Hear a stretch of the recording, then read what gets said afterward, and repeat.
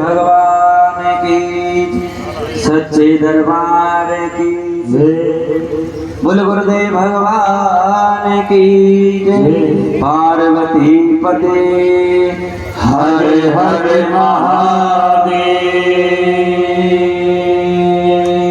शंभु शंकर काल हर कष्ट है दीनानाथ, सबका भला कर। और मेरे देवों के देव महादेव सब पे बड़ी कृपा कर। बाबा सूत जी सोनत आदि ऋषि मुनियों को लेकर इससे महापुराण कथा में प्रवेश करते हैं। हम भी इससे महापुराण कथा में प्रवेश करते हैं। भगवान शिव को याद करते हुए, भगवान शिव का स्मरण करते हुए।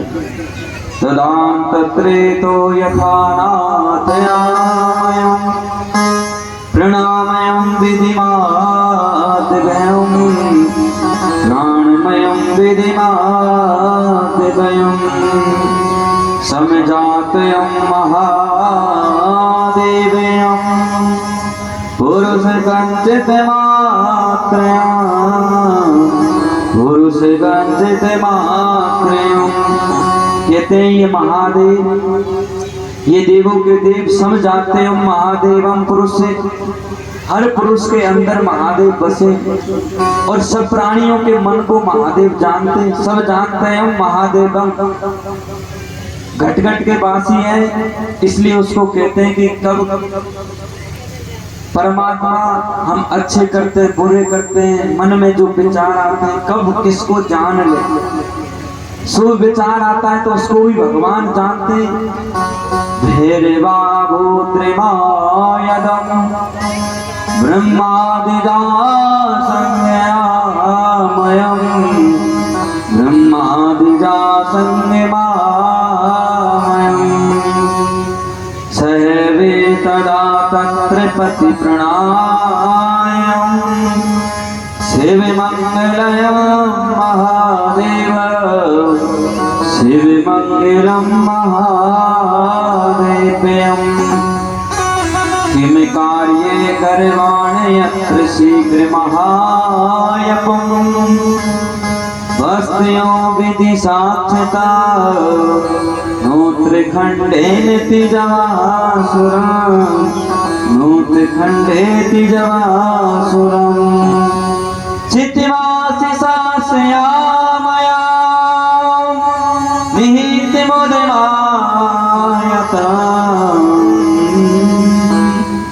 प्रज्ञयं खण्डगवासिवा प्रखंड खंड सवाशिवम्। बाबा सूत जी सोनत आदि ऋषि मुनियों से कहते हैं, हे ऋषि मनगण श्रेष्ठ हो, कल हमने कथा में कहा विश्राम लिया। अब भैया कथा सुनने का जब पता लगता है कि हमें कथा पर मनन करना चाहिए। कल हमने किस जगह कथा विश्राम दिया, कहाँ पर आरती करी, तो बताओ भैया कहाँ विश्राम दिया जिससे हमको याद आ जाए, वहीं से चालू करें कथा। हम तो भूल गए भाई। कल श्रोतागण थे तो बताओ कहाँ से कथा विश्राम दिया हमने। चलो भाई तुम भूल गए तो हम ही बता देते हैं, कोई बात नहीं। बाबा सूत जी कहते हैं सोनत आदि ऋषि मुनियों से, हे ऋषि मुनिगण श्रेष्ठ हो, जिस तरह भगवान शंकर को क्रोध हुआ जब जब होए धर्म की हानि और बाढ़े असुर अधर्म अभिमानी। जब धर्म की हानि होती है तो वो ईश्वर विविध रूप धर के आ जाता है। तब तब धरी हरि विविध रूप शरीर अनेक अनेक रूप बनाकर आता है। यहाँ भी भगवान अनेक रूप बना रहे हैं। ज्योति स्वरूपी में प्रकट हुए और रुद्र स्वरूप प्रकट हुए और रुद्र से फिर स्तंभ स्वरूप में प्रकट हुए। अब ये स्तंभ कहाँ प्रकट हुआ हमें पता तो लगना चाहिए ना, कि सर्वप्रथम भगवान का जो स्तंभ स्वरूप भगवान प्रकट हुए, जो भगवान सर्वप्रथम शिवलिंग स्वरूप में आए, कौन सी जगह और सर्वप्रथम इस त्रिलोकी में कहाँ ये प्रकट हुआ। बाबा सूत जी से 88,000 ऋषि मुनि प्रश्न करते हैं, हे स्वामी, हे देवों के देव महादेव, कृपा कर कर हमें ये प्रसंग बताओ कि ब्रह्मा जी नारद जी को कथा तो सुना नहीं, लेकिन ब्रह्मा जी को अभिमान क्यों आया?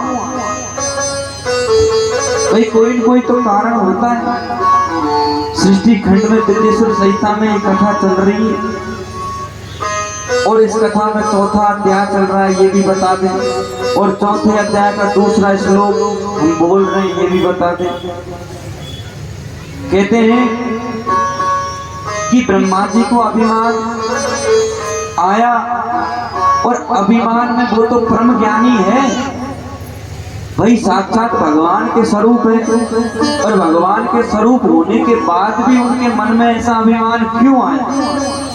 बाबा सूत जी से 88,000 प्रश्न करते हैं। तब बाबा सूत जी कहते हैं, भैया ऐसा कोई जीव नहीं बचा जिसको अभिमान नहीं आया। अभिमान उसके नहीं आता जिसकी रक्षा भगवान करते हैं, और जिसको भगवान जना देते हैं उसको अभिमान नहीं आता। ये सूत जी महाराज कह रहे हैं, और जिसकी भगवान कृपा करते हैं, अभिमान से बचाते हैं, वो अभिमान से बच जाते हैं। बाबा सूत जी कहते हैं कि सृष्टि खंड में रुद्र स्वरूपी भगवान शिव प्रकट हुए, और ज्योति स्वरूपी से रुद्र प्रकट हुए, और रुद्र ने जब आंखें खोली, और आंखों की ज्वाला से, कहते हैं मनुष्य का शरीर का तेज, ये चेहरा बता देता है, ये आंखें बता देती है कि ये कितना तपस्वी है, कितना भोगी है, कितना क्रोधी है, और कितना लालची। ये चेहरा हमारे कर्मों को दिखाने वाला दर्पण है। आदमी के चेहरा से पता लग जाता महाराज अच्छा करके आया, बुरा। वाल कोई व्यक्ति चोरी डकोरी कर आया, लूट फाट कर आयो, कोई के थाप थपोला दिया आयो, और वो हमारे सामने खड़े रहे तो हम उससे बता दे यार कछून कछू तो करके आ, गड़बड़ मामलो। तो ये चेहरा दर्पण है। विवेकी पुरुष शकल देख के बता देते हैं इसके अंदर क्या गुण है।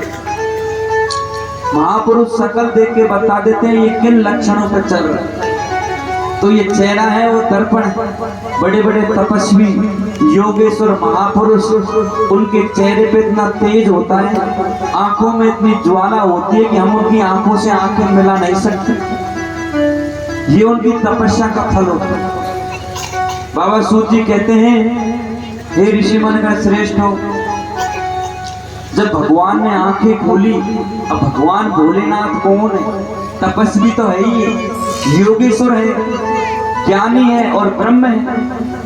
तो ब्रह्म जब आंखें खोलेगा तो उसकी तेज तो निकलेगा।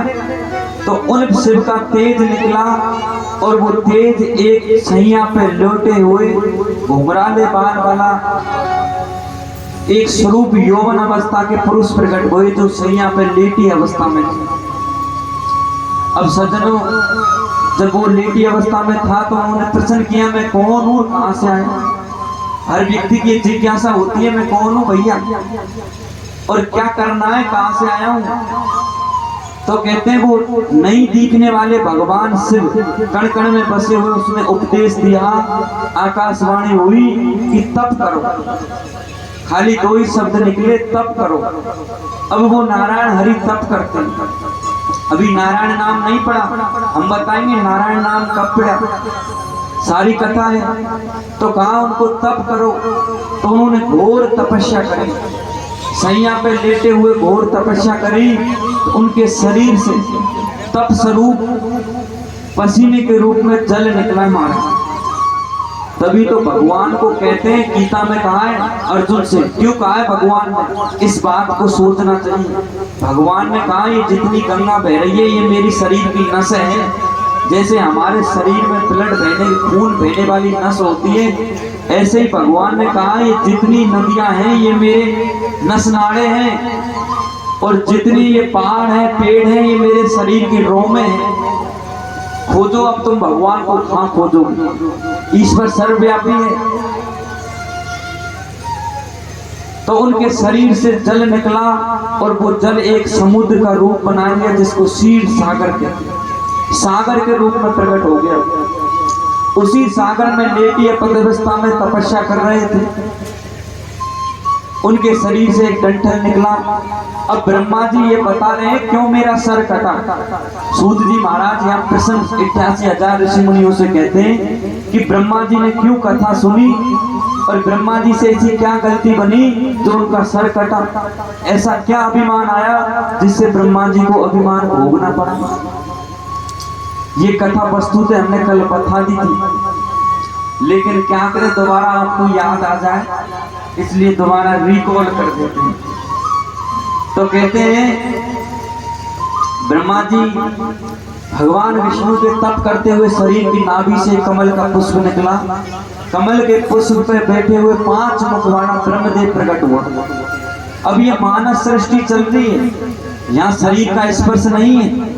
अब शरीर का स्पर्श होके कब ये संतान पैदा होगी वो भी बात आएगी।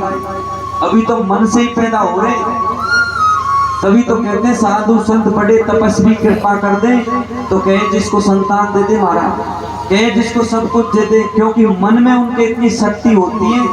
योगेश्वर होते हैं जो इस स्थान पर समाधि लगा के बैठे और दूसरे स्थान पर चले जाते। मन की गति से उनकी उड़ने की क्षमता होती है। तो मन की जो गति है, जो मन को जान लेता है, उसको कुछ करने की आवश्यकता नहीं, बैठे बैठे ही सब कुछ हो जाता है। अब लोग कहेंगे महाराज गीता में तो अर्जुन जी कह रहे हैं कर्म करो कर्म प्रधान सो ऐसा, जो फल कर्म करेंगे जब ही फल मिलेगा। तो महाराज कर्म किसके लिए बताया?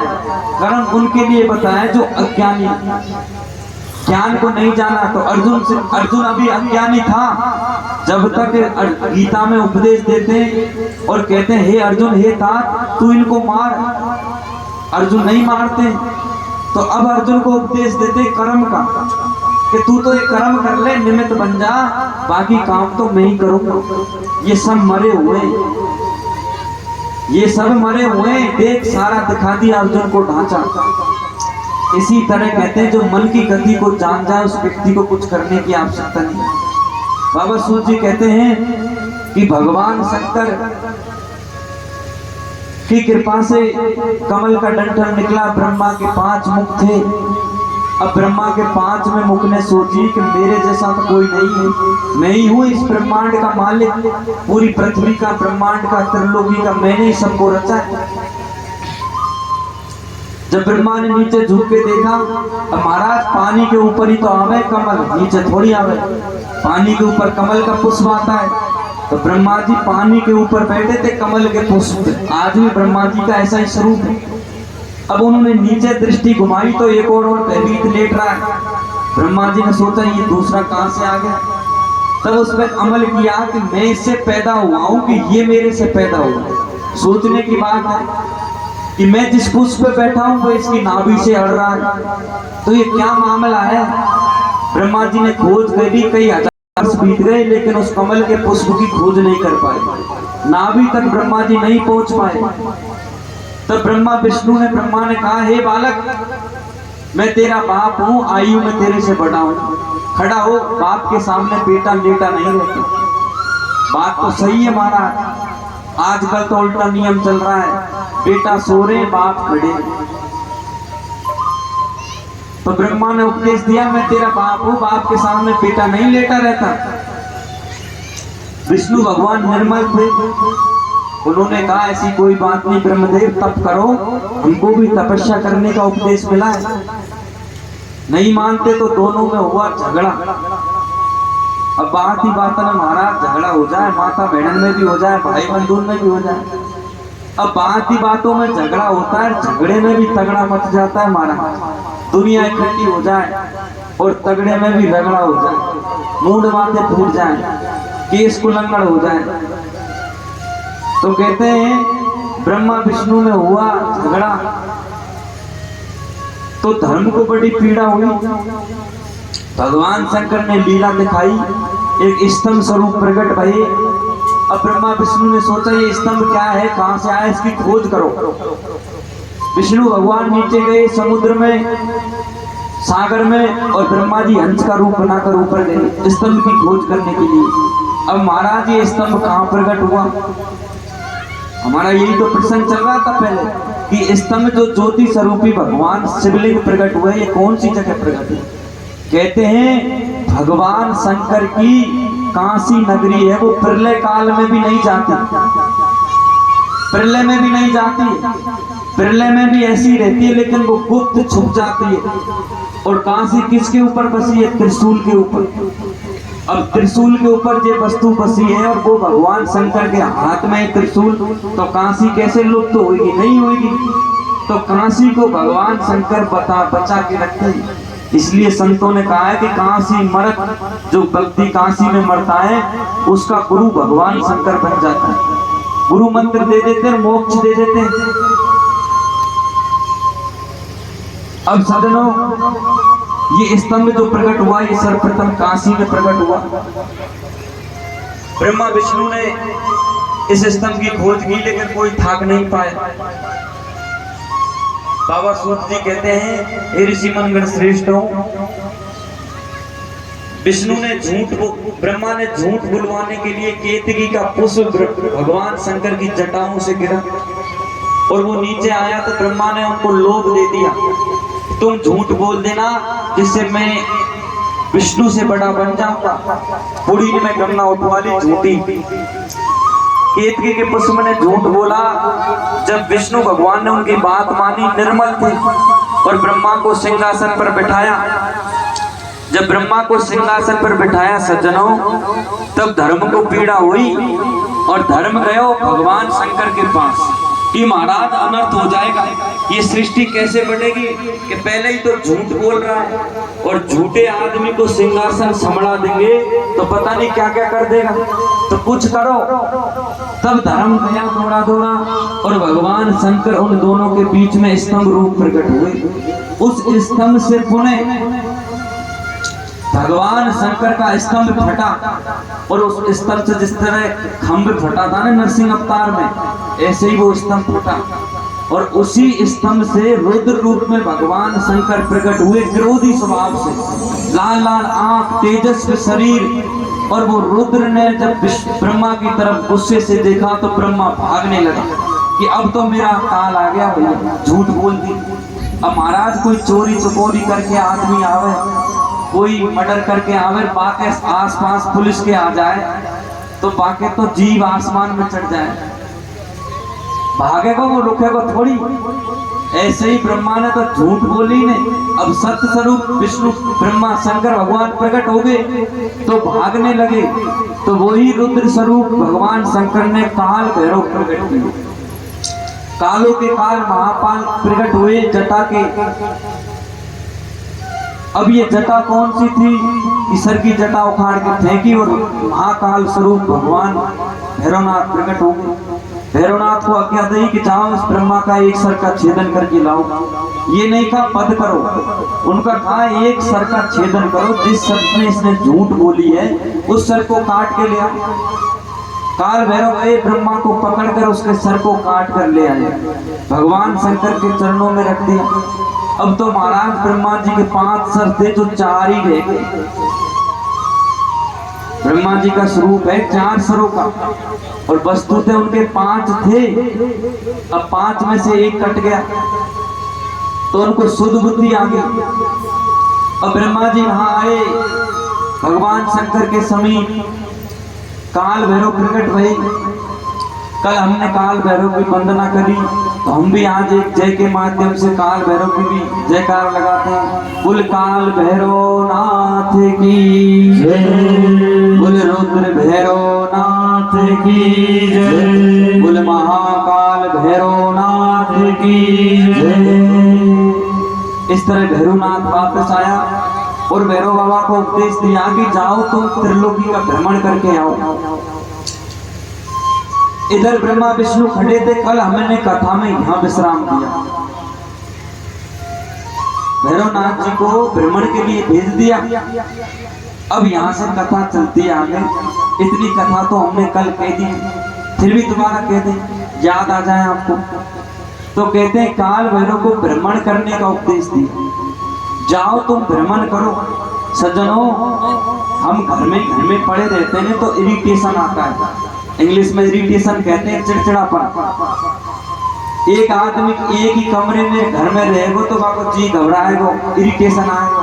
और बाप व्यक्ति से कह दे भैया तू थोड़ा भ्रमण करा टहला तो थोड़ी शांति मिलेगी। ऐसे ही काल भैरव से कहा कि तुझे अभी तो शक्ति अर्जित करनी है और शक्ति पाने के लिए तो मुझसे दूर होना पड़ेगा। गुरु से चेला जब दूर होता है ना, जब भी उसकी मान्यता बढ़ती है। जब तक वो गुरु के पास रहता है तब तक मान्यता नहीं बढ़ती, उसको दूर होना पड़ता है। अब भगवान शंकर ने दूर कर दिया, जा तेरे हिसाब से जी भ्रमण कर। काल भैरव भ्रमण करते हैं, त्रिलोकी की यात्रा करते हैं, जगह जगह धूना लगाते हैं। इसलिए भैरव बाबा के मंदिर हर गांव में मिलेंगे, नगर नगर में मिलेंगे, क्योंकि भैरव बाबा ने त्रिलोकी का भ्रमण किया और भ्रमण करते हुए त्रिलोकी की यात्रा की। अब जो व्यक्ति ने पूरी पृथ्वी की यात्रा की तो कहीं रात्रि को भी रुके होंगे, कहीं दिन में भी रुके हुए होंगे। अब सज्जनों, यहाँ काल भैरव के हाथ में जो खप्पर है, अब लोग कहे महाराज भैरव बाबा पे दारू चढ़े, ये प्रसंग आ रहा है।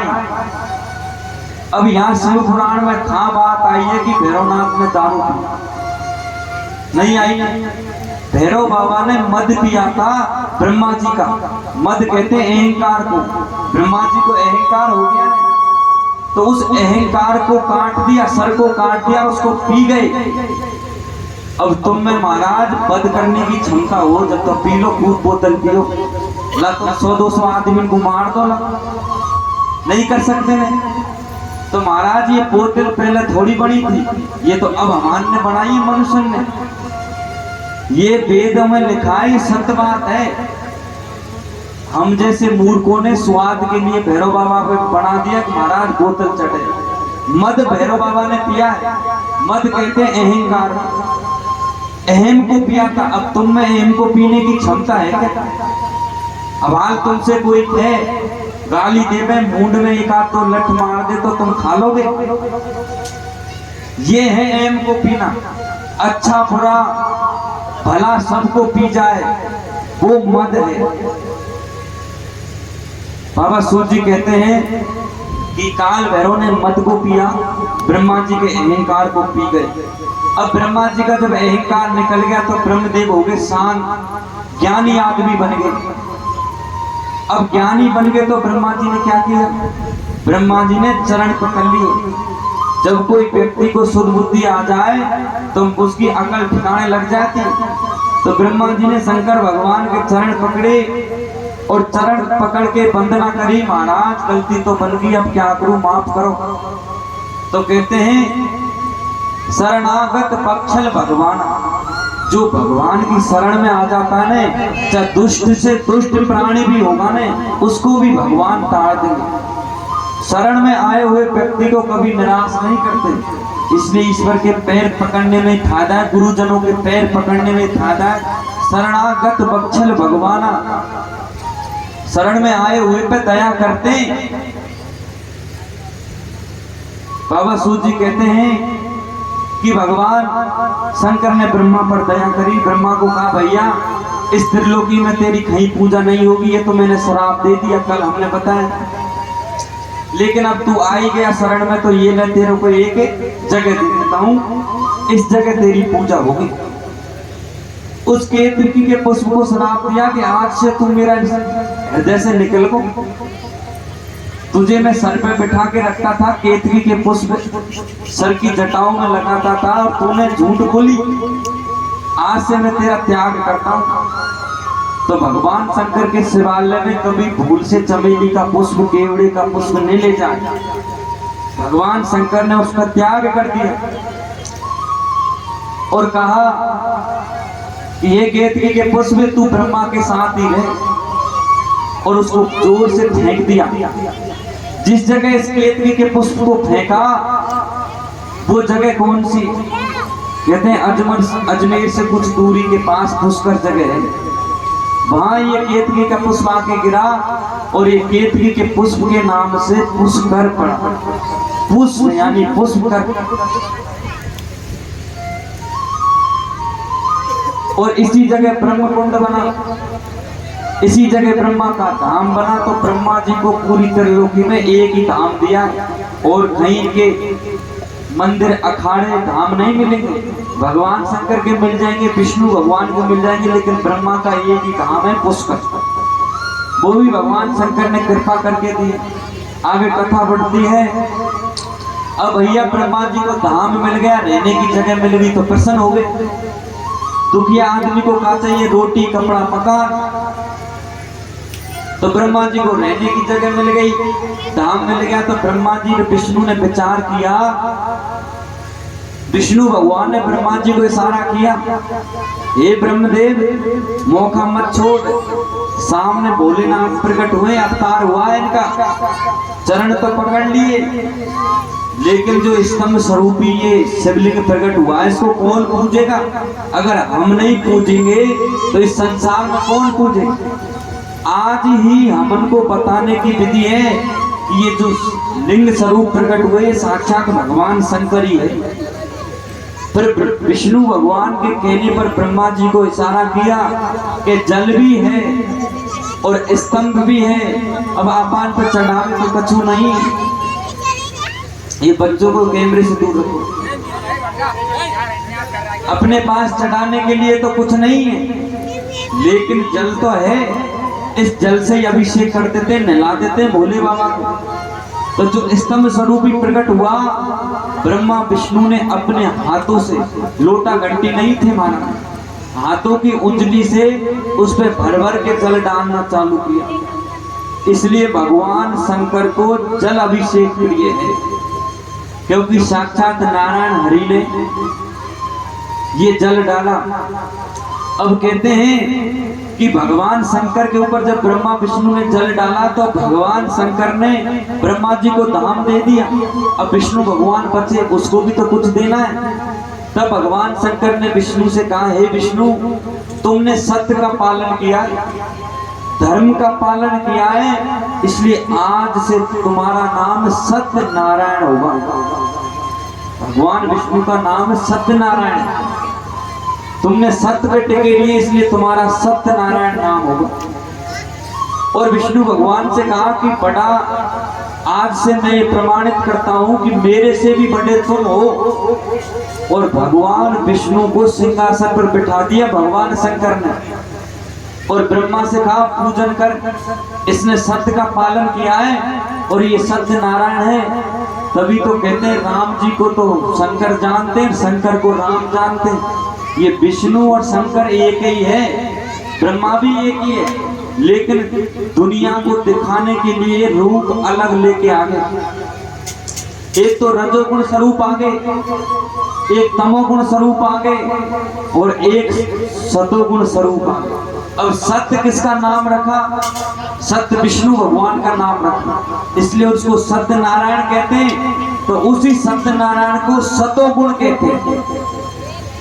ब्रह्मा के मन में क्या अभिलाषा थी कि मैं पूरी राजगद्दी को मैं ही ले लूं, तो ब्रह्मा का नाम क्या रखा? रजोगुण। रज कहते हैं पाने की इच्छा को। ये मंत्री संदीप के मन में यही अभिलाषा रहती है कि दूसरे इलेक्शन में हम हार नहीं जाएं। तो जिसको कुछ पाने की इच्छा होती है उसके अंदर रजोगुण पैदा हो जाता है। अब भगवान शंकर में गुस्सा ही गुस्सा है महाराज। पहले तो ब्रह्मा को सर कटवा दियो, त्रिलोकी नष्ट कर दे। तो भगवान विष्णु और ब्रह्मा का नाम तो रख दिया। अब शंकर को क्या कहेंगे? शंकर को कहेंगे तमोगुण।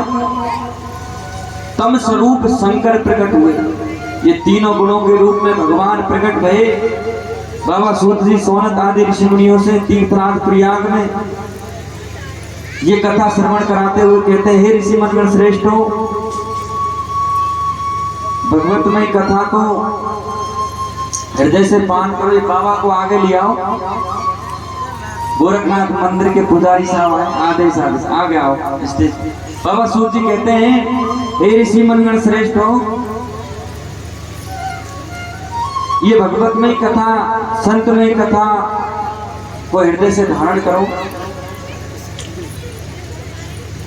अब भगवान विष्णु ब्रह्मा के नाम आगे रखा है मानो, इसलिए भगवान को सत्यनारायण कहते हैं। अब जल उनके शरीर से पैदा हुआ इसलिए उनको जल नारायण कहते हैं। हम बोलते हैं माधवाय केशवाय नारायणम जल नारायण भ्यो नमे नमः। उनको जल नारायण की उपाधि भी दी है। तो अब आपको पता लग गया होगा कि भगवान नारायण को जल नारायण भी कहते हैं। बाबा सूजी सोनत आदि ऋषि मुनियों से तीर्थराज प्रयाग त्रिवेणी के घाट ये कथा श्रवण कराते हुए कहते हैं, हे ऋषि मनगण श्रेष्ठो, ब्रह्मा और विष्णु ने भगवान शंकर का पूजन किया। किससे पूजन किया? जल से पूजन किया। बाबा सूजी सोनत आदि ऋषि मुनियों के समीप कहते हैं, हे ऋषि मनगण श्रेष्ठो,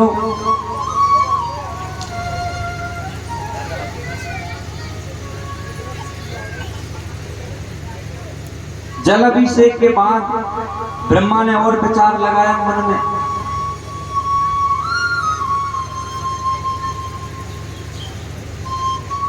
ब्रह्मा ने मन में विचार लगाया कि जय। ब्रह्मा ने मन में विचार लगाया, हे ऋषि मनगण श्रेष्ठो, बाबा सूत जी ये कथा कह रहे, तीर्थराज प्रयाग में ये कथा चल रही, यही कथा ब्रह्मलोक में चल रही। ब्रह्मा जी भी इसी कथा को कह रहे हैं। और यही कथा में कहते सज्जनों, शनकादिक ऋषि सप्त ऋषियों की सभा में कहते हैं। और यही कथा में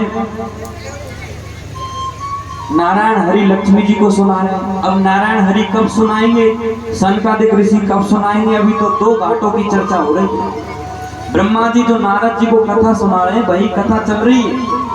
और इसका प्रसंग बाबा सूत जी लेते हैं कि सूत जी महाराज कहते हैं कि जो ब्रह्मा जी सुना रहे हैं वही प्रसंग मैं आपको सुना रहा हूं।